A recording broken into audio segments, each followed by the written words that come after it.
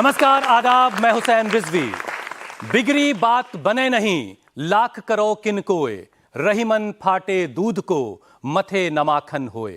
रहीम साहब कह रहे हैं कि एक बार दूध फट जाए तो लाख कोशिश करने के बावजूद उसे मथ कर मक्खन नहीं निकाला जा सकता। मतलब यह कि नासमझी से बात बिगड़ने पर उसे संभालना बहुत मुश्किल हो जाता है। इसलिए रहीम आगे कहते हैं कि हर किसी को बहुत सोच समझकर किसी के साथ व्यवहार करना चाहिए, सुलूक करना चाहिए, हमेशा, हर वक्त। ऐसे ही उधेड़ बुन में एक और साल गुजर रहा है। नया साल दस्तक देने को है और सोचने समझने वाले लोग अपने अपने व्यवहार का जोड़ घटाव कर रहे हैं, पूरे साल का, 2024 का। तो देश का मुसलमान भी बैठा सोच रहा है कि गुजरते हुए साल ने उसे क्या क्या दिया, कहां कहां मायूस किया, कितनी ठोकरें खाई, कितना सफर किया, कितनी मंजिलें हासिल हुईं, उसके व्यवहार पर कितने सवाल उठे, उसके किरदार पर कितने सवाल उठे, उसके मन पर कितने जख्म लगे।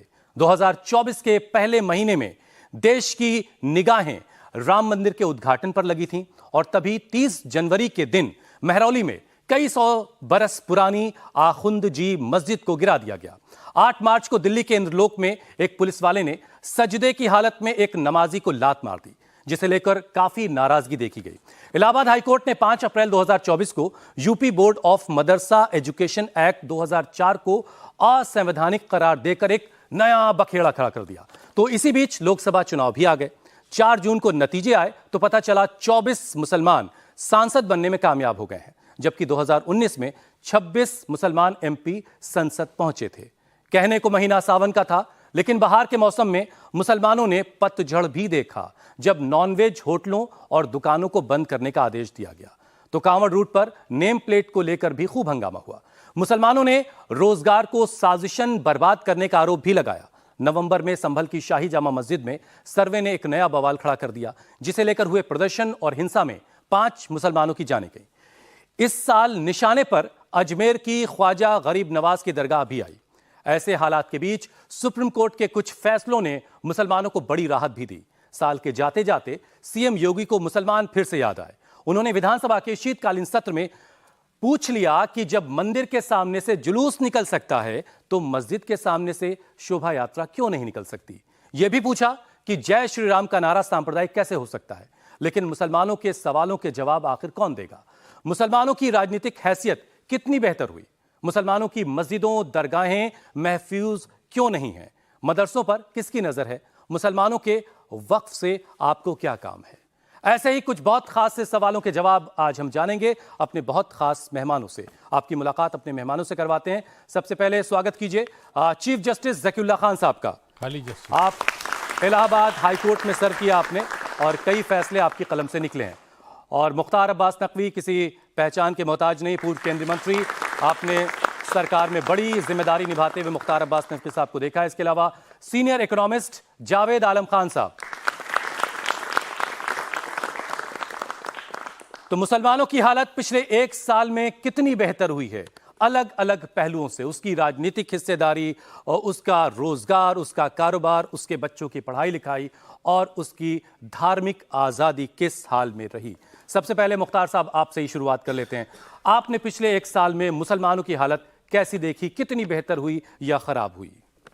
देखिए, मैं तो अपनी बात को इससे शुरू करूंगा कि अपना गम लेके कहीं और न जाया जाए, घर की बिखरी हुई चीज़ों को सजाया जाए। बहुत उम्दा। तो आज हमें इस बात का सौभाग्य है, खुशी है कि दुनिया में जितने भी मुसलमान रह रहे हैं उनमें से हर मुसलमान में से 10 मुसलमान हिंदुस्तान में है, 10 में से 1 मुसलमान हिंदुस्तान में रहता है। और यहाँ पर जो है वो लिटरेसी रेट अगर आप देखें तो 77-78% हुई है इस दौरान। जो मुसलमानों की मैं लिटरेसी रेट की बात कर रहा हूँ, और जो अन्य देश की जो एवरेज लिटरेसी रेट है वो भी लगभग इसी के इर्द गिर्द है। ये जो है वो इस बात का प्रतीक है, इस बात का प्रमाण है कि मुसलमान जो प्रोग्रेस की मेन स्ट्रीम है उसमें बराबर का हिस्सेदार, भागीदार भी बन रहा है और तेज़ी से आगे भी बढ़ रहा है। अब आपने कहा ये जो इस दौरान जो चीज़ें हुई हैं, देखिए एक चीज़ हमें समझना होगा कि जो दावों की बकैती और धावों का बवंडर दिखाई पड़ रहा है, इन दावों की बकैती और धावों के बवंडर के ज़रिए अगर आप देखें तो समाज के सौहार्द के ताने बाने को छिन्न भिन्न करने के कुछ साजिशी सिंडिकेट लगातार सक्रियता के साथ काम करते रहे हैं और हमें इस तरह के सांप्रदायिक उन्माद, सांप्रदायिक साजिशों से सावधान रहने की ज़रूरत है। इस तरह के जो साजिशी सिंडिकेट हैं वो कभी भी जो है वो समाज के सौहार्द के साथ नहीं है, बल्कि समाज के सौहार्द के दुश्मन है और वो हमेशा जो है वो जो सांप्रदायिक फसाद है उसमें सियासी मफाद देखते हैं और जो लोग सांप्रदायिक फसाद में सियासी मफाद देखते हैं वो जो है वो कभी भी किसी भी समाज के दोस्त नहीं हो सकते। इसलिए मैं मानता हूं कि आज मेरा देश, आज मेरे देश के लोग, आज मेरे देश का मुसलमान दुनिया के तमाम उथल पुथल के बीच में अगर आप देखेंगे तो सबसे ज़्यादा मजबूत भी है, सबसे ज़्यादा महफूज भी है और मजबूती के साथ आगे बढ़ रहा है। ये हमारे अंदर के जो छोटे आइसोलेटेड केसेस हैं वो ख़त्म होंगे, ये आज से थोड़ी हो रहा है। हमारे मुल्क में जो है वो दुनिया के तमाम जो देश हैं और ख़ास तौर से जो इस्लामिक देश भी हैं उनसे ज़्यादा जो है हमारा जो है वो धार्मिक, सामाजिक, आर्थिक जो हमारी सुरक्षा है वो बेहतर है, लेकिन इसे और बेहतर करने की गुंजाइश है। बिल्कुल गुंजाइश हमेशा रहती है। हमारा कंट्री डेमोक्रेटिक कंट्री है। जज साहब जरा आप समझाइए, पिछला एक बरस आपने कैसा पाया हिंदुस्तान के मुसलमानों के लिए? एक्चुअली मुसलमानों का जो मुस्तकबिल है उसके बारे में थोड़ा सा ज़रा गौर करना चाहिए, क्योंकि मुसलमानों की हालत दिन पर दिन ख़राब होती जा रही है। उसकी सबसे बड़ी वजह है कि वैसे कंट्री में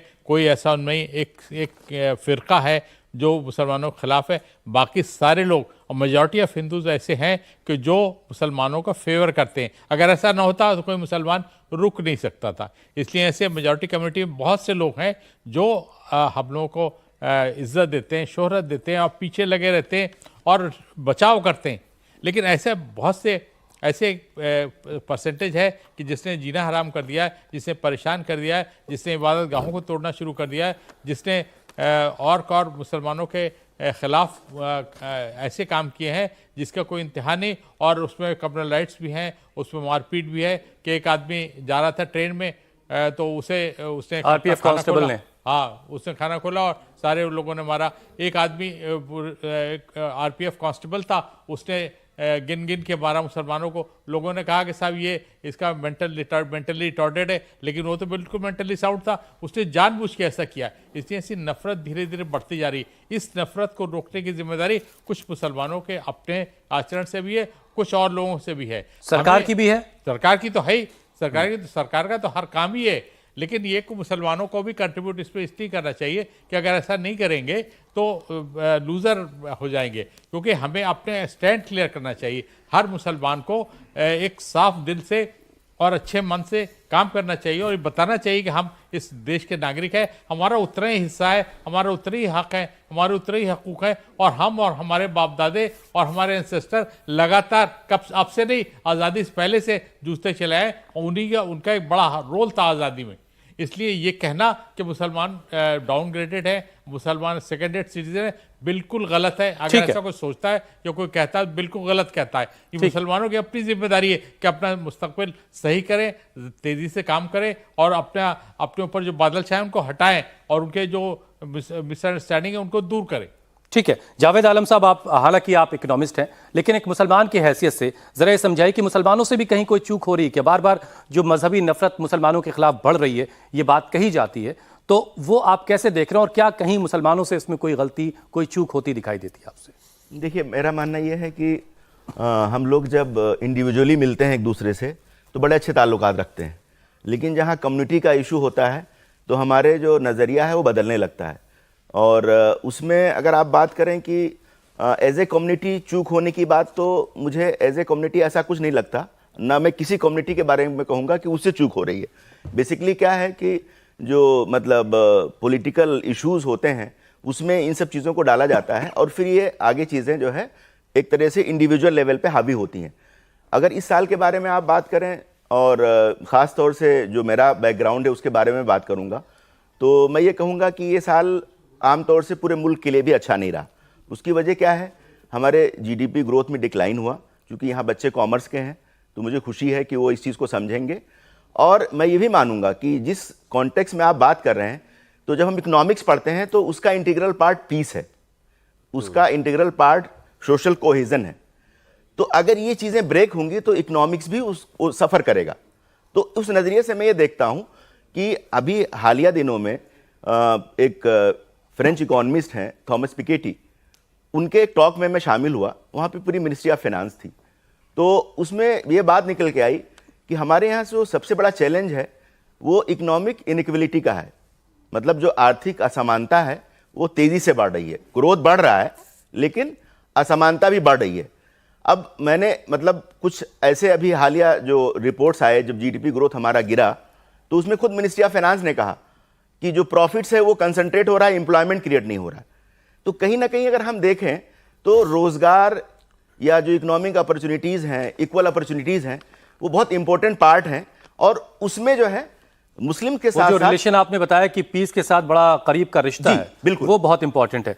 मुख्तार साहब, जरा सा आप पर आते हैं। देखिए, चूंकि हिंदुस्तानी मुसलमानों के साल 2024 कैसा उनके लिए रहा, उस पर बात हो रही, तो जरा सा लोग ये भी जानना चाहेंगे कि खुद मुख्तार अब्बास नकवी साहब के लिए ये साल कैसा रहा। और लोग ये भी जानना चाहते हैं मुख्तार साहब कि 2022 में आपने अपना पद छोड़ा और उसके बाद से हिंदुस्तान की जो हुकूमत है वहां पर मुसलमानों का रिप्रेजेंटेशन नहीं है, और उसके बाद 23 गुजर गया, 24 गुजर रहा है, खत्म होने को है, साल 2025 दस्तक दे रहा है। ये ऐसे हालात कैसे बन गए? देखिए, मैं पहले ये जो बात आपने कही कि 2024 जो है वो देश के मुसलमानों के लिए, मैं उससे इत्तेफाक नहीं करता। देश के लिए कैसा रहा, क्योंकि ये मुसलमान जो है वो देश का हिस्सा है। बिल्कुल है। जिस दिन हम मुसलमान को अलग से खाने में करके देखेंगे तब तक हम उसके साथ जो है इंसाफ नहीं कर पाएंगे, एक चीज़। दूसरी इंपॉर्टेंट चीज़ है कि आज जो है वो जो आपने कहा, ये बात सही है, जो बहुसंख्यक, अल्पसंख्यक, मुसलमान, हिंदू, ये काफ़ी एक शोर है। और न शोर यही नहीं है बल्कि पूरे इंटरनेशनल लेवल पे ये शोर मचाया जाता है। लेकिन इस चीज़ को नज़रअंदाज हमें नहीं करना चाहिए कि हमारा देश जो है वो सेकुलर डेमोक्रेटिक कंट्री क्यों है। जिस वक्त जो है हमारे देश का बंटवारा हुआ, पाकिस्तान बना, हिंदुस्तान बना, पाकिस्तान ने अपने मुल्क में इस्लामी झंडा फहराया और हमारे देश में जो है वो पंथ निरपेक्षता का झंडा फहराया। वो किस वजह से? क्योंकि पाकिस्तान में मुसलमान जो है बहुसंख्यक थे और यहाँ हिंदू बहुसंख्यक था।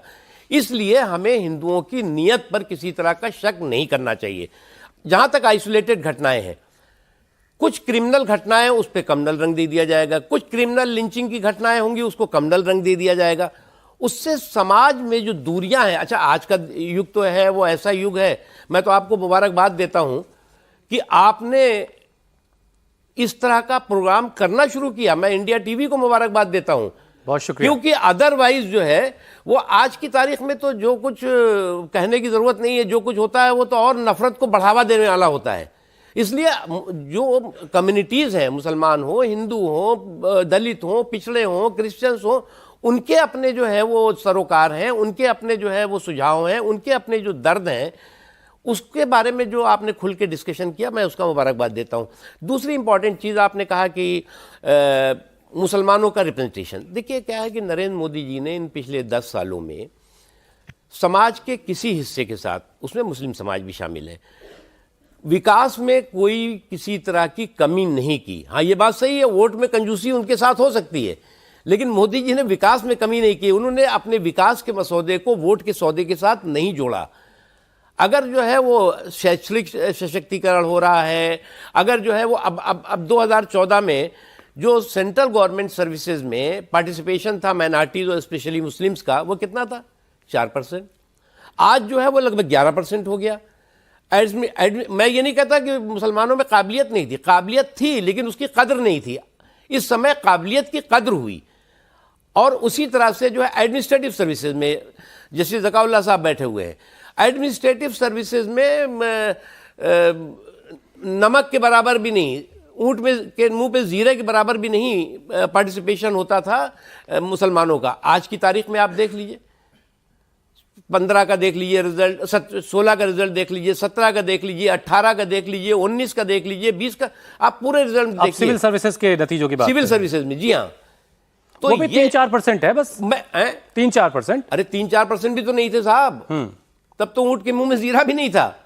मैं ये नहीं कह रहा हूं कि काबिलियत नहीं थी, काबिलियत थी, काबिलियत की कद्र हुई। और इसलिए मैं मानता हूं, इसीलिए मैंने कहा कि हिंदुस्तान तमाम चीज़ों के बावजूद, क्योंकि आज दुनिया में जिस तरह का संकट है, जिस तरह का कंटक है, जिस तरह का हाहाकार है, जिस तरह का युद्ध चल रहा है, हंगामा हो रहा है, ऐसे हालात में हमारी इकोनॉमी स्टेबल हो, हम इकोनॉमिस्ट बैठे हुए हैं साहब, ये जो इकोनॉमी हिली डुली है पूरी दुनिया की, केवल जो है हिंदुस्तान की नहीं हिली हुई है, पूरी दुनिया में उसका असर है, युद्ध का भी असर हो सकता है, और भी तमाम के ऐसे, कोविड आ गया 2 साल वही चला गया पूरा। तो उस दौरान भी हमारे यहाँ भुखमरी नहीं हुई। भुखमरी में जब मैं कह रहा हूँ तो मुसलमानों में भी नहीं हुई। अगर आप जो है वो जितनी भी सहूलियतें सरकार की तरफ से दी जाती हैं वो नाम पूछ करके, शजरा पूछ ठीक बात है, करके ये नहीं तो दी इसमें गई, कोई शिकायत और है ही नहीं। सभी वर्गों को उसका बराबर का हिस्सेदार, भागीदार बनाया गया।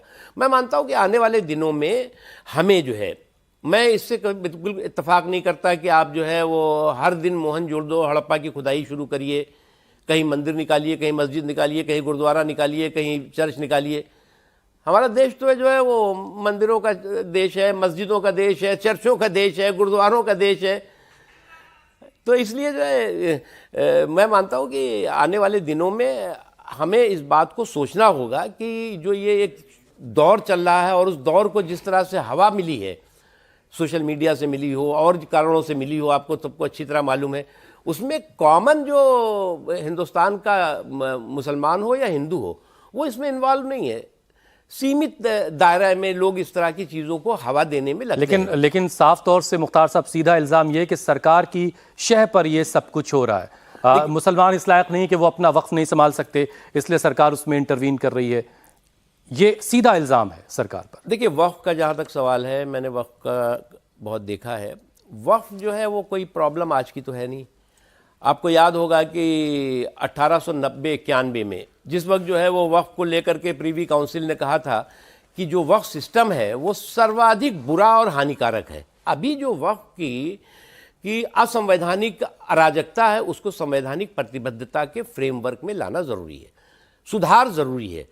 और अब क्या लोगों ने कर रखा है कि वक्फ को कर दिया टच मी नॉट, अगर छुओगे तो जल जाओगे, छुई मुई बना दिया है। अरे भाई, सुधार जो है वो किसी भी वाइब्रेंट डेमोक्रेसी के लिए जो है वो ज़रूरी है। एक चीज़ मैं आपके प्रोग्राम के ज़रिए ये बात कहना चाहता हूँ कि इस्लाम के जो 5 पिलर हैं, 4 पिलर हैं, उनमें किसी भी तरह का कोई भी वक्फ के सुधार से जो है वो नुकसान नहीं होने वाला है। चाहे आपका कलमा हो, चाहे नमाज हो, चाहे रोज़ा हो, चाहे हज हो, चाहे ज़कात हो, कोई आपका पिलर जो है वो हिलने वाला नहीं है। इससे कहाँ इस्लाम खतरे में आ जाता है। तो ये जो एक चलन चल गया है कि साहब इसमें सुधार होगा तो इस्लाम पे हमला हो जाएगा।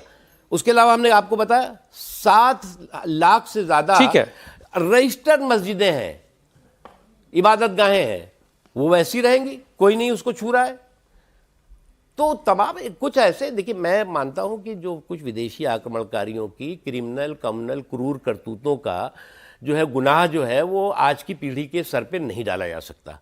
आज का पीढ़ी उस गुनाह का गुनाहगार नहीं बाबर है। की थी तो जुम्मन का घर क्यों चले। हाँ, वही मैंने कहा, आज की पीढ़ी का जो है आज का पीढ़ी जो है उन गुनाहों का जो है वो जिम्मेदार नहीं है। ठीक है, इसलिए उसे करेक्ट करने की जरूरत है, लेकिन ये नहीं कि हर दिन जो है वो इस तरह का हाहाकार हंगामा हो, वो ठीक नहीं।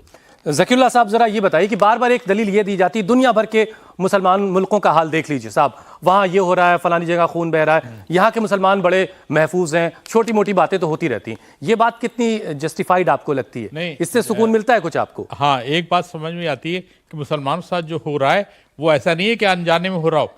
आप देख लीजिए, असम के चीफ मिनिस्टर का जो रवैया है वो एडमिटेडली ओपनली कह रहा है, यूपी के चीफ मिनिस्टर का रवैया वो ओपनली कह रहे हैं कि वो अब उनका जो इंटेंशन है वो माने रखता है। मुल्क के साथ काफी लोग ऐसे हैं जो अभी भी हिमायतदार हैं और कहते हैं, वो योगी जी पूछ रहे हैं ना कि मस्जिद के सामने से शोभा यात्रा क्यों नहीं निकल सकती? भाई बताइए आप क्या शोभा यात्रा निकले, लेकिन शोभा यात्रा का इंटेंशन क्या है? इंटेंशन इसलिए होता है कि मस्जिद के सामने खड़ा करके डीजे बजाते हैं और उनको इरिटेट करते हैं। ये नहीं होना चाहिए। निकलने को तो कहीं भी निकल सकते हैं। आप देखिए कि बाबरी मस्जिद का जजमेंट हुआ, जजमेंट कैसा था आज सामने आया सबके, कि जिस आदमी ने जजमेंट दिया था वो खुद कह रहा है कि मुझसे फॉल्ट हुई, और जजमेंट आप पढ़े उसका तो उसका लीगल केसेस बहुत आसानी से है कि इसके विपरीत भी निष्कर्ष निकाला जा सकता था। लेकिन किसी मुसलमान ने, ये गवाह है पूरा देश किसी मुसलमान ने एक हरफ नहीं उठाया और सब के सब ने यकीन किया कि सुप्रीम कोर्ट ने कहा है इसलिए ठीक ही कहा होगा। किसी ने कोई बोला नहीं, कोई रिजेंटमेंट नहीं हुआ, कोई टिप्पणी नहीं हुई, आज तक नहीं हुई, ना कोई बोल रहा है। लेकिन अदरवाइज ये लोग सोचते हैं अगर कुछ बात होती है तो ये कहते हैं कि साहब मुसलमानों ने ये किया, मुसलमानों को किया, जबकि मुसलमान तो रिसीविंग एंड पे है, मुसलमान कुछ नहीं कर रहा है। मुसलमानों को थोड़ा सा एजुकेशनल का थोड़ा सा अभाव है, इसलिए वो थोड़ा सा बातें हो रही है, जो वही हालात आ गई। मुसलमान पत्थरबाज है, पत्थरबाज वगैरह किया है क्या? जिसके पास कुछ नहीं होगा वो कुछ अपनी सेफ्टी तो करेगा। यहाँ तो ये कैसे ऐसे नेता, लेडी नेता है, वो कहती है जाके मुझे कभी पत्थर चलाने का मौका नहीं मिला। कर्नाटक नहीं, कर्नाटक में आपको ना मिले तो अच्छा है। नहीं, कर्नाटक में जाके कहती है कि वो अगर किसी के पास किसी बच्चे को ना मिले तो अच्छा है। किसी के पास ना हो तो चाकू ले ले और चाकू लेके बैठा रहे घर में, कोई है। क्योंकि जितने मुसलमान हैं, आर्टिजन्स हैं, प्लम्बर्स हैं, ये मैनुअल वर्क करने वाले सारे मुसलमान हैं। और आप ये समझिए कि अगर वो कहते हैं कि अगर ये घर में घुस गया तो कुछ ना कुछ करेगा, इसलिए उसके लिए पहले तैयार रहो। कुछ नहीं हो तो औरतें घर में चाकू लिए बैठी रहे जिसे। अरे क्यों आप इतना डर रहे? वो अच्छा, योगी जी ने एक और बात पूछी है कि जय श्री राम का नारा सांप्रदायिक कैसे है भाई? नहीं, जय श्री राम का नारा बिल्कुल सांप्रदायिक नहीं है, लेकिन इंटेंशन वही आता है सेंटेंशियलिस्ट, यानी उसके तो नियतों को मापने का कोई पैमाना है क्या? हाँ, नियत को नापने पैमाना ये है कि आप चलिए रास्ते में, हमसे तमाम सुबह जब मॉर्निंग वॉक पे जाते हैं तो हम लोग राम राम कहते हैं, हम आराम से कहते हैं, ठीक है, जवाब देते हैं। लेकिन अगर वो हमसे हमारी मस्जिद में जब हम नमाज पढ़ रहे हैं और बाकायदा अजान हो रही है, इनके अगर मंदिर के पास आप जाके अजान करते हैं तो क्या हालत होगी? कोई टिकने देगा? मार कोई बराबर कर देंगे?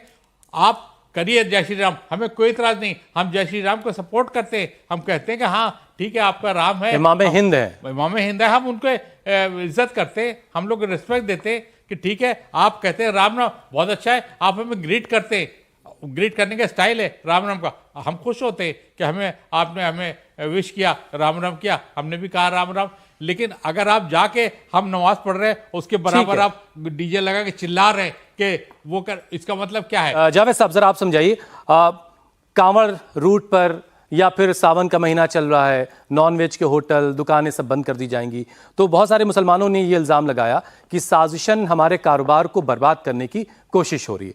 तो मुसलमानों की इकोनॉमी किस हाल में रही पिछले एक बरस में? कुछ डेटा है इससे जुड़ा आपके पास? Thank you.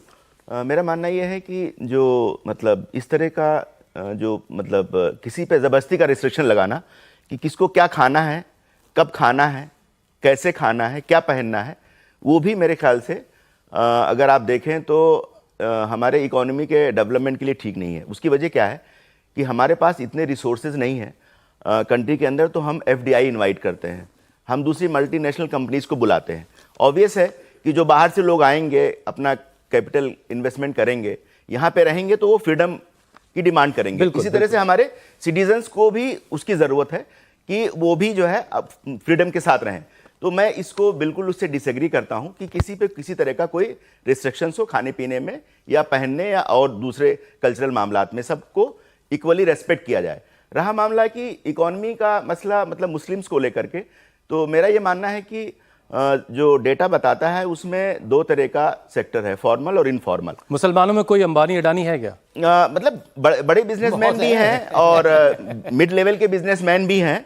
और उसके अलावा देखिए, इकॉनमी अगर आप मतलब याद करें कोविड को या और उससे पहले, हमारे जो मतलब इंडिया की इकॉनमी का स्ट्रेंथ है वो इनफॉर्मल इकॉनमी है, अनऑर्गेनाइज्ड सेक्टर जो है। हाँ, अनऑर्गेनाइज्ड सेक्टर, जो छोटे रोजगार, किसान, जो मतलब MSME सेक्टर है। लोग तो ये भी कहते हैं उन्होंने बचा रखा है सब कुछ, उन्होंने बचा रखा है, एग्जैक्टली। तो जो अभी के अगर हालात में बात करें तो इस तरह के जो मामलात होते हैं तो उससे इनफॉर्मल इकॉनमी इंपैक्ट होती है। इसलिए कि अगर मैंने शुरू में कहा था कि हम सोशल टेंशन में रहेंगे, हमारा पीस डिस्ट्रॉय होगा, तो इकोनॉमी को लेकर के सरकार की जो स्कीमें हैं उसमें मैं दो चीज़ें कहूँगा। एक तो ये कि सरकार के पास जो अवेलेबिलिटी है उसकी बहुत ज़्यादा अवेयरनेस कम्युनिटी लेवल पे नहीं है कि प्राइम मिनिस्टर जो एम्प्लॉयमेंट रोजगार योजना है, मतलब आज से नहीं, बहुत ज़माने से चल रही है, उसमें कैसे लोगों को इन्वॉल्व किया जाए। तो उसमें मुस्लिम कम्युनिटी के साथ साथ मैं देख रहा हूँ कि छोटे आर्टिजन्स को भी अवेयरनेस नहीं है। तो मुस्लिम इकोनॉमी को एज सच आप बात करेंगे तो लोग जो अपना रोजगार है इनफॉर्मल सेक्टर में वो अच्छे से कर रहे हैं। जहां तक मामला रहा फॉर्मल सेक्टर का, तो नकवी साहब ने जैसे कहा, तो इन्होंने कुछ डेटा दिया, अभी जल्दी ही एक मतलब रिपोर्ट आई है और उसमें ये देखने को मिला कि उन्होंने पूरे सेंट्रल मिनिस्ट्रीज में रिप्रेजेंटेशन को देखा अलग अलग कम्युनिटी वाइज, और देखना भी चाहिए। रिप्रेजेंटेशन बहुत इंपॉर्टेंट है, चाहे वो गवर्नेंस इंस्टीट्यूशन हो या पॉलिटिकल इंस्टीट्यूशन हो। अब रहा मामला उसमें कि परसेंटेज मुस्लिम्स का कितना है, तो मैं जो कैलकुलेट किया वो 1.6% है अक्रॉस सारे मंत्रालयों में, सारे मंत्रालय में। अधिकारियों हमारे पास जो है 54 डिपार्टमेंट और जो मिनिस्ट्रीज हैं उसमें कुल 11,000 में कुछ 172 मुस्लिम्स हैं। नकवी साहब, एक बात जो बहुत ज्यादा मुसलमानों को परेशान कर रही है, उनकी इबादत गाहें, उनकी दरगाहों का मामला। जब ख्वाजा गरीब नवाज से जुड़ी बात सामने आई, क्योंकि आप भी वहां चादर भेजते हैं, हमारे प्रधानमंत्री की चादर वहां जाती है, दरगाह एक्ट के तहत वो गवर्न होती है, तो जब वो खबर आपको मिली तो आपको कैसा लगा? मुझे अच्छा नहीं लगा। बिल्कुल साफ कह रहा हूँ कि क्या है, ख्वाजा गरीब नवाज का जो आस्थाना है, जो दरगाह है, वो किसी मज़हब के साथ जुड़ा हुआ नहीं है, किसी देश के साथ जुड़ा हुआ नहीं है।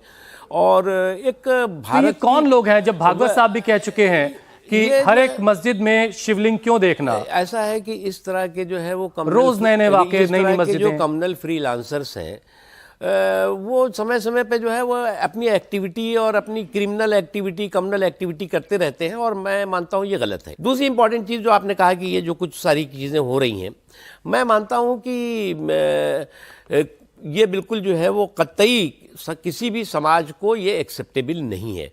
और जो भी हो रहा है वो कुछ जैसा कि अभी जज साहब ने कहा कि राम जन्मभूमि 600 साल से उसका एक बहुत लंबा विवाद चला, बहुत लोगों ने कुर्बानियाँ दी, कोर्ट्स में भी बहुत लंबा चला, उसका समाधान हो गया, सबने उसे स्वीकार भी किया, उसका सम्मान भी किया, उसका स्वागत भी किया।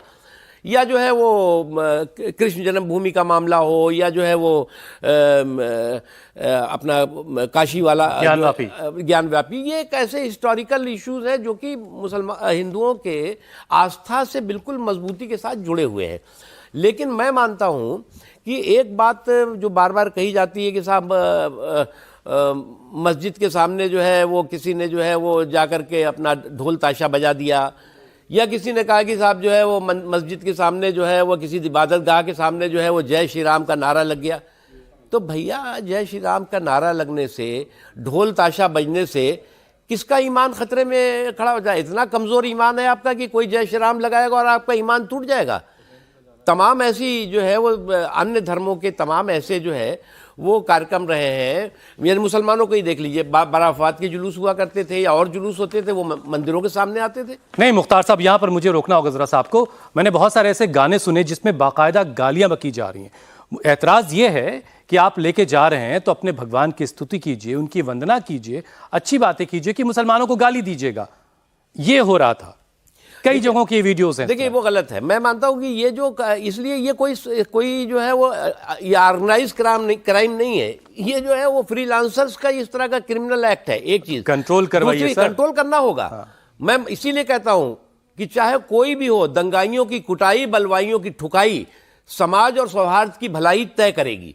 और जिस दिन हम दंगाइयों की कुटाई और बलवाइयों की ठुकाई की बात करते हैं तो उसमें हिंदू, मुसलमान, सिख, ईसाई की बात नहीं कर रहे हैं। Criminal is criminal.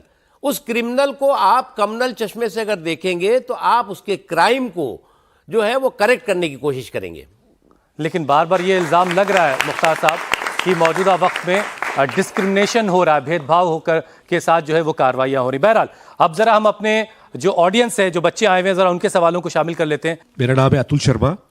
थोड़ा सा representation it should be done. अच्छा, ये कह रहे हैं कि शर्मा जी ने कहा कि मुसलमानों की रिप्रेजेंटेशन का भाई जरा ख्याल कीजिए। देखिए, भारत मुस्लिम मुक्त हो ही नहीं सकता। अभी 20 करोड़ है, और मैंने आपसे कहा ना कि दुनिया में रहने वाला हर 10 मुसलमान में से एक भारत में रहता है, इसलिए कोई मुस्लिम मुक्त नहीं। लेकिन इतना ही मैं कहूँगा, जो आपने क्वेश्चन किया कि पेड़ जो सूख रहे हैं उन्हें फलदार करो, नफरतें ख़त्म करो, प्यार करो, प्यार करो। एक पड़ोसी की सदा एक पड़ोसी न सुने, इतनी ऊंची तो मेरे दोस्त न दीवार करो। चलिए, बहुत उम्दा। शेरो शायरी से अगर समाज की नफरतें खत्म हो जाती तो बहुत ही अच्छा था। बहरहाल कोई और सवाल किसी के पास? मेरा नाम भास्कर है। आधी आबादी से कोई सवाल नहीं आएगा? और मेरा सवाल मुख्तार सर से है कि आपने जैसे कि बताया हमारा देश ग्रोथ कर रहा है। 2024 के बाद जब से बीजेपी की सरकार आई है, हमारा देश ग्रोथ करता जा रहा है। इसमें सभी धर्मों के लोगों का समान हुआ है, योगदान है, चाहे वो हिंदू हो चाहे मुसलमान हो। ठीक, सवाल पे आइए। लेकिन हमारा जो मुसलमान है वो बीजेपी की तरफ क्यों नहीं जा रहा है? वो उनको वोट देने से क्यों कतरा रहा है? मुसलमान बीजेपी से दूर क्यों है भाई मुख्तार साहब? आपके होते हुए भी मुसलमान बीजेपी की तरफ नहीं जा रहे हैं? मैं बता रहा हूं, देखिए, एक मिनट मुख्तार साहब से ले लीजिए। सांप्रदायिक ध्रुवीकरण के छल ने समावेशी सशक्तिकरण के बल को जो है वो हाईजेक कर रखा है। अब अगर सांप्रदायिक ध्रुवीकरण का छल जो है वो आज आजादी के बाद से चल रहा जो है, हाईजैक हुआ, इतनी मजबूत सरकार उसको आजाद क्यों नहीं करवा पा रही? अच्छा, अभी बीजेपी तो अभी आई है। मुसलमानों के जहन में जनसंघ से लेकर के भारतीय जनता पार्टी से अटल जी जैसा जो लीडरशिप थी, जिनको कि कहते हैं साहब इनसे बढ़िया तो कोई है ही नहीं। अटल जी जो है वो कभी भी विकास में कमी नहीं की, लेकिन वोट में उनके साथ भी कंजूसी होती थी। तो हमें, अब मैं लड़ता हूँ, मैं इतनी चुनाव लड़ा हूँ, तो ठीक है मेहरबानी कर देते हैं, कुछ लोग वोट दे देते हैं, लेकिन जनरली जो है वो अभी इस तरह की एक माइंडसेट है, जो बात आपने कही। और इस जो मुसलमानों का के अंदर जो है वो बीजेपी को ब्लॉक करने का जो रिवाज है उसको फॉलो करने के मिजाज में ठीक बदलना होगा। है, जज साहब आप कुछ कहना चाह रहे थे? मैं ये कह रहा था, कुंदर की एक जगह है मुरादाबाद में, जहां से जहां भी चुनाव हुआ है, बीजेपी का प्रत्याशी जीता है। आप भी देख लीजिए, बीजेपी के प्रत्याशी जीत नहीं सकता था अगर मुसलमान वोट ना करते। तो ये कहना गलत है कि मुसलमान वोट नहीं करते हैं। और मुसलमानों का एक दायरा, एक कम्युनिटी है। लेकिन बीजेपी के बड़े नेता साफ कहते हैं कि हमें मुसलमानों के वोट नहीं चाहिए। नहीं, हाँ वो कहते हैं साफ नहीं चाहिए, हमें नहीं चाहिए। वो 80-20 का बंटवारा करते हैं। मुख्तार साहब उनको समझा नहीं पा रहे हैं, बस समझा नहीं पा रहे हैं। लेकिन एक आप भी देखिए, मुसलमानों में एक कम्युनिटी है वो पूरी तरह डिवोटेड है, सारा का सारा। सबसे ज्यादा, हालांकि बहुत कम है उनके संख्या, सुन्नियों की ज्यादा है, शिया लोगों कम है, लेकिन सारे शिया ऑन द होल बीजेपी की साइड में है। और कभी बीजेपी ने एक्नॉलेज नहीं किया ये बात। मैं इससे इत्तेफाक नहीं रखता हूं। जज साहब, मेरी स्टडी इस बात के खिलाफ है ना। उसके बाद ये कटोगे तो बटोगे, बटोगे तो कटोगे के बाद सब एक हो गए। घुमा तो दिया, इसीलिए वो कभी एक्नॉलेज नहीं कर रहे हैं। मतलब आप ये कह रहे हैं मुख्तार भाई कि मौजूदा वक्त ने उन सबको एक कर दिया। हाँ, नहीं, कोई एक पॉइंट आपके पास भी है। इतना करने के बाद भी उनको एक्नॉलेज नहीं करते हैं, उनकी थैंक्स नहीं करते हैं कि साहब एक कम्युनिटी का एक पार्ट तो है जो कम से कम हमें वोट देता है, वो भी नहीं एक्नॉलेज कर रहा है। कोई पॉइंट आपके पास है? मेरा ये कहना है कि हमको इस लेवल पे जाना ही नहीं चाहिए। बहुत सारे जावेद साहब, बहुत सारे लोग ये भी कहते हैं कि सारे मुसलमानों को बीजेपी के साथ जुड़ जाना चाहिए, सारे मसले ही खत्म हो जाएंगे। नहीं, देखिए ये डेमोक्रेसी है, इसमें हर किसी का चॉइस है वोट देने का। आपने सवाल बहुत अच्छा किया। हमको किसी को हाईजैक नहीं करना है, ये हमारी चॉइस है कि हम किस पार्टी को मतलब वोट दें और हमें कौन सी पार्टी अपील कर रही है। कि हम कंट्री को अगर आगे लेके जाना चाहते हैं तो हमारे लिए इकोनॉमिक एजेंडा होना चाहिए। अगर हमारा इकोनॉमिक एजेंडा अच्छा होगा तो हमारा पॉलिटिकल एजेंडा भी अच्छा होगा, हमारा सोशल एजेंडा भी अच्छा होगा। तो हम कोशिश ये करें, मतलब मैं बच्चों से अपील करूंगा कि आप लोग पॉलिटिक्स को जरूर समझिए, लेकिन कोशिश ये करिए कि हम इकोनॉमिक एजेंडे को कैसे देख रहे हैं, सरकार इकोनॉमिक एजेंडे को लेकर क्या बात करे, हम ये भी तौलिए कि आपकी जिंदगी कितनी बेहतर हो रही है, आपका समाज कितना बेहतर हो रहा है। हमें डेटा पे नहीं जाना है, हमारी जिंदगी में क्या आपकी बदलाव आ रहा है। नौकरी, आपके घर के लोगों के लिए दवाओं का इंतजाम, जिंदगी कितनी बेहतर। बहरहाल, अब आधी आबादी से कोई सवाल है क्या? Right to question. नाम बताइए और सवाल जल्दी। Hello sir, I am Preeti Chaudhary. I want to ask that Hindi में कहिए ना please. what the government is doing for building the relationship with the governments and the Muslim party. बहुत उम्दा। मुसलमानों और सरकार के बीच जो एक रिश्तों पे जो गर्द है या रिश्तों में जो एक या तार टूट रहा है, उसको जोड़ने के लिए सरकार क्या कर रही है? देखिए, मुझे नहीं लगता कि उसका एक पुल तो आप थे। जो हमारी बहन ने सवाल किया है वो बहुत जायज़ सवाल है, लेकिन कभी भी जो है वो किसी भी समाज के हिस्से के साथ मुसलमानों का या कोई भी समाज का हिस्सा हो, उसका गवर्नमेंट के साथ जो है वो कम्युनिकेशन में कभी जो है वो गैप नहीं हुआ है। लेकिन जब ये कहा जाएगा लिबास देखकर पहचान लिया जाता है, तो फिर दूरियां बढ़ती हैं। देखिए, ऐसा है कि गवर्नमेंट की, कोई भी गवर्नमेंट एवरी डे होगी, उसकी जो है वो कॉन्स्टिट्यूशनल रिस्पॉन्सिबिलिटी है कि समाज के सभी हिस्सों के अंदर एतमाद हो, विश्वास हो, यकीन हो। और उसके लिए जो है वो चाहे मोदी जी की सरकार हो या इससे पहले की सरकार हो। लेकिन मैं इतना ज़रूर कहूँगा, ये जो बार बार सच्चर कमेटी की बात होती है, मैंने जो पूरी स्टडी की है, सच्चर कमेटी मुसलमानों के लिए बिगेस्ट फ्रॉड था। और Ranganath Mishra commission biggest fraud इसलिए कि क्या कांग्रेस पार्टी जिसने कि 60 सालों तक इस मुल्क में राज किया हो, उसको मुसलमानों के जो है वो आर्थिक, सामाजिक और शैक्षणिक हालात के बारे में नहीं पता था। और जब सच्चर कमेटी की रिपोर्ट आई तो क्या हुआ, उसको तहखाने में डाल दिया। क्यों नहीं इंप्लीमेंट किया भैया? तो मैं मानता हूं कि ये सिर्फ शगुफेबाजी है और एक जो है वो उन्होंने लॉलीपॉप दिखा दिया और उसके बाद जो है च्युइंगम की तरह मुसलमानों को चबाया और चलता बनाया। कुछ और सवाल अगर हैं जल्दी से वो शामिल कर लें। नमस्ते सर, मेरा नाम प्रियांशी है। मेरा सवाल ये है कि जैसे आपने बोला कि मस्जिदों के सामने से लेके जाते हैं डीजे, उसमें गंदी गंदी गालियाँ बोलते हैं, मैं उसके खिलाफ हूँ क्योंकि सब धर्मों की मैं आदर करती हूँ। लेकिन मैं आपसे ये कहना चाहती हूँ, जैसे मुसलमान में भी बोलते हैं लोग सवाल सवाल बच्चा सवाल। सर मैं उसी पे आ रही हूँ। हाँ प्लीज। तो सर मैं ये कहना चाहती हूँ कि वहाँ भी तो बोलते हैं जो अल्लाह को नहीं मानते वो काफिर है, तो कहाँ तक जो अल्लाह को नहीं मानते उन्हें काफिर कहना ठीक है? नहीं तो इसको पढ़िए आप। अल्लाह जो है यानी हिंदू एक ईश्वर में ही यकीन रखता है, लेकिन मतलब सर वो भी एक मैसेंजर है ना, जो हमारा मैसेज डिवाइन एंटिटी तक लेके जा रहे हैं, जिन्हें हम भगवान कहते हैं। लेकिन चलिए अल्लाह जवाब दीजिए भाई। मैसेंजर है। देखिए ये बात, देखिए वो जो ये बात कह रही मैं उससे बिल्कुल इत्तेफाक लेकिन कर रहा हूं। मुसलमानों की नजर क्या में है हिंदू जो काफिर नहीं है। मिसपरसेप्शन समाज के अंदर ये व्हाट्सएप इंडस्ट्रीज ने, व्हाट्सएप फैक्ट्रीज ने, जो कुछ मीडिया के लोगों ने जो मिसपरसेप्शन, अच्छा क्या मुसलमानों की निगाह में, मुख्तार साहब इसको क्लियर कीजिए, क्या मुसलमानों के लिए हिंदू काफिर है? नहीं, देखिए इस्लाम में अल्लाह एक है। अगर आप सनातन पूरे की पूरी सोचिए तो वहां भी एक ईश्वरवाद है, एक ही ईश्वर है। तो इसलिए जो है वो आप जितने भी तमाम, अगर आप सनातन संस्कृति और संस्कार को देखेंगे तो वो सारा के सारा जो है वो एक ही जो है वो सूत्र में बनता है। तो इसलिए मैं मानता हूं कि, लेकिन हाँ जो भय और भ्रम का माहौल है वो बहुत तेजी से बढ़ा है। जो हमारी बहन ने कहा वो बिल्कुल सही है। बस एक फाइनल कमेंट ज़कीउल्लाह साहब, वक्त खत्म हो रहा है। एक बात मैं बता रहा हूँ इसमें इनके सवाल का, कि काफिर का मतलब ये होता है कि जो किसी गॉड पे यकीन नहीं करता है। हिंदू तो किसी किस्म से काफिर है ही नहीं, क्योंकि काफिर में वो अपने भगवान पे यकीन करते हैं। ये एथीस्ट के लिए कहा जाता है काफिर, जो नास्तिक। और हिंदू के लिए काफिर जो कह रहा है वो गलत है, क्योंकि ये किसी भगवान पे बिलीव करते हैं, वो बात दूसरी के भगवान है। और कुरान में ऐसा लिखा हुआ है कि तुम अपने भगवान पर बिलीव करो, लकुम दीनकुम वलिय दीन। 1,24,000 पैगंबर हुए हिंदुस्तान मुस्लिम जो आप देखेंगे, ऐसा वो वर्ड 1,24,000 से ज्यादा। अव्वलना मोहम्मद कुल्लना व मोहम्मद कहते हैं हम। तो हर जो पैगंबर हुआ है, जो हर जो अवतार है, उसके प्रति जो है वो इस्लाम में सम्मान बताया गया है। बिल्कुल ठीक है। एक फाइनल कमेंट जावेद साहब, फाइनल कमेंट जो है मैं यही कहूंगा कि चूंकि नकवी साहब यहाँ पे हैं और गवर्नमेंट के रिप्रेजेंटेटिव हैं, तो जैसे सच्चर कमेटी की बात इन्होंने किया कि मतलब कांग्रेस ने उसको पॉलिटिकली यूज किया, मेरा मानना यह है कि आप उसको प्रैक्टिकली यूज करिए और उस पे उसको अमल में लाइए, और मुझे लग रहा है इससे जो है आने वाला भारत बहुत बेहतर होगा। मुख्तार साहब, नए साल में क्या उम्मीदें हैं आपको मुसलमानों के लिए?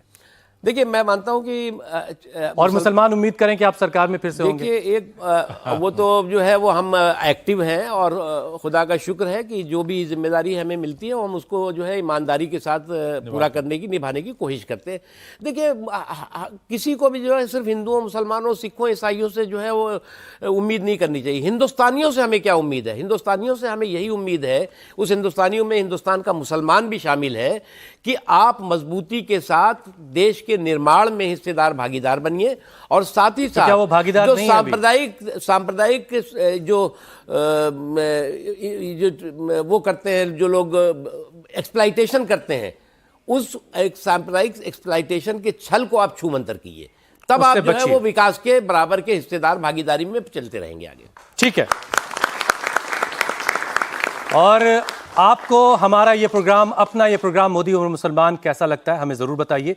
mail@indiatv.news.com के जरिए आप अपनी बात मुझ तक पहुंचा सकते हैं, और आप सीधे मुझसे भी जुड़ सकते हैं @D हुसैन रिजवी के जरिए। कुछ खुशियां, कुछ मायूसियों के साथ एक और साल गुजर रहा है। एक आम हिंदुस्तानी की तरह भारतीय मुसलमान भी रोजगार और दूसरे जरूरी मुद्दों से जूझता हुआ आगे बढ़ता रहा, मुल्क की तरक्की में अपनी हिस्सेदारी निभाता रहा है, चुनाव में बढ़ चढ़कर हिस्सा लेता रहा, राजनीतिक दलों का झंडा भी उठाए हुए फिरता रहा, लेकिन अपनी मस्जिदों को लेकर उठने वाले सवालों पर गम और गुस्से में भी रहा।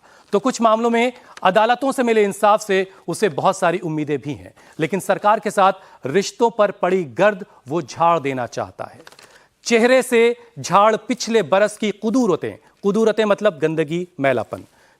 चेहरे से झाड़ पिछले बरस की कुदूरतें, दीवार से पुराना कैलेंडर उतार दे, कुछ नई उम्मीदों के साथ। बहुत बहुत शुक्रिया।